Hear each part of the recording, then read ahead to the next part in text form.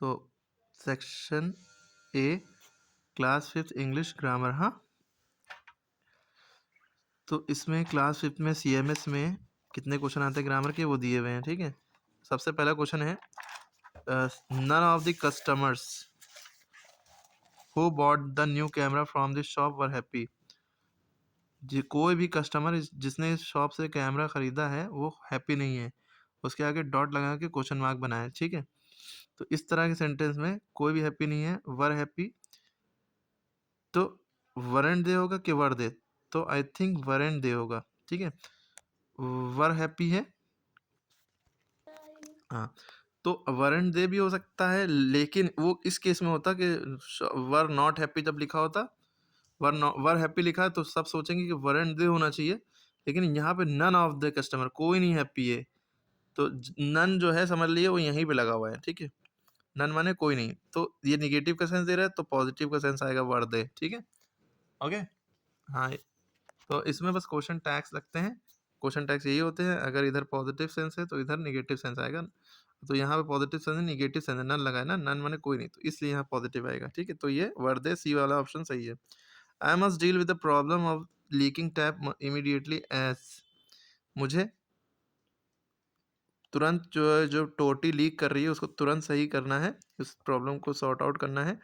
As, इसको जो है प्रोवर्ब्स में लिखना है, कौन सी प्रोवर्ब सही है इसके अकॉर्डिंग। प्रोवर्ब्स मतलब होता है कहावत। A cat has 9 lives, a rising tide for lifts all boats, a stitch in time saves 9, a rolling stone gathers no moss। तो इसमें a stitch in time saves 9 होगा। ठीक है, ठीक है, ये समय पे काम करना जो है बचाता है टाइम। ठीक है, बहुत से फायदे, और इसकी कई कहावत है, इसको दूसरे तरीके से भी बोला जाता है। विच सेंटेंस इज ग्रामेटिकली करेक्ट, मतलब ग्रामर के रूल्स के अकॉर्डिंग करेक्ट है। तो Vanita along with all her friends were seen in the new market। दूसरा ऑप्शन है Vanita along with all her friends was seen at the new market। seen along with Vanita was, और ये तो उल्टा सीधा है, along with all her friend, ये भी उल्टा सीधा है। पहले दूसरे में सही है, लेकिन फोकस ये रखना है यहाँ पे वर लगा है, यहाँ पे was लगा है, बाकी सेम है। तो यहाँ पे जब भी along with लगा होगा तो हम पहला सब्जेक्ट देखेंगे, पहला पहला मैटर क्या है, वनिता, ये सिंगुलर है तो इसलिए was लगेगा, सिंगुलर के साथ was लगता है ना। अगर आप देखेंगे कि यहाँ पे एस लगा है, ये तो प्लूरल हो रहा है। वनिता अपने सभी दोस्तों के साथ न्यू मार्केट में दिखाई दी, देखी गई। ठीक है, तो वर लगना चाहिए, नहीं वॉज लगेगा, क्योंकि इसका रूल होता है कि जब अलॉन्ग लगा होगा तो वॉज लगेगा। ठीक है, अब उसके बाद देखिए अगला क्वेश्चन है, Neeraj Chopra threw the javelin. Javelin मैंने भाला फेंका जाता है ना, जेवलिन थ्रो होता है। Through the javelin dash the other athletes in the Olympic, so he one the gold medal. तो इसलिए सबसे दूर उसने भाला फेंका, तभी उसको गोल्ड मेडल मिला। तो which of the following best complete the sentence, इसमें से कौन सा ऑप्शन होगा, farther, more farther, as far as, farther than. सबसे दूर पेगा ना तो फार्दर देन लगेगा, farther than the other athletes. ठीक है, okay, farther than the other.